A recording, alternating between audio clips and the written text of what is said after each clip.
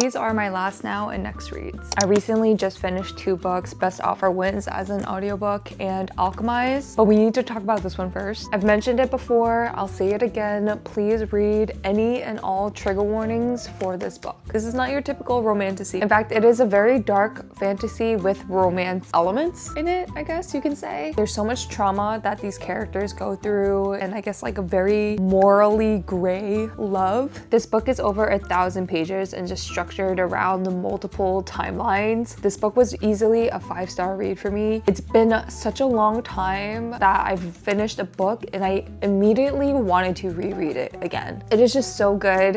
I enjoyed every single page, second, minute of this book. The second book I finished is Best Offer Wins. I actually finished this as an audiobook on Spotify. Super, super fun. If you've read Yellowface by R.F. Kuang, which I personally really like, it's kind of that same energy where the protagonist of this book will literally do the most outlandish shit possible to get a house. And you're kind of just like back and forth between rooting for her, like wanting for her to get the house so she can have a happy life, start a family, but also like, girl, what are you doing? Super, super fun read. I would definitely recommend it. I just started Dark Matter. I know that this was adapted into a TV show, hence this little thing that's not even a sticker, so I can't even peel it off, which I'm so annoyed about, but nonetheless. The story follows Jason Desson, who is a physics professor in Chicago, and he has a very ordinary life. You know, he has a beautiful wife, a son, and they have a very quiet life in Chicago together. But you know, this book so far is grappling with the question of what if you chose differently? Every decision that we make branches out into a different reality, because he had the opportunity to become a very well-astounded physicist, and his wife had an opportunity to become a very famous artist. So all these different possibilities and multiverses and timelines are kind of being thrown into this book. It's getting super crazy already. I'm just getting to chapter 7 of this book. The next 2 books on my radar are Heart the Lover by Lily King and Vicious by V.E. Schwab. This would actually be a reread for me, which is perfect because her 3rd book in this series is coming out later this year, Victorious. It's about 2 best friends who discover how to get superpowers, and they unfortunately become rivals. And I just really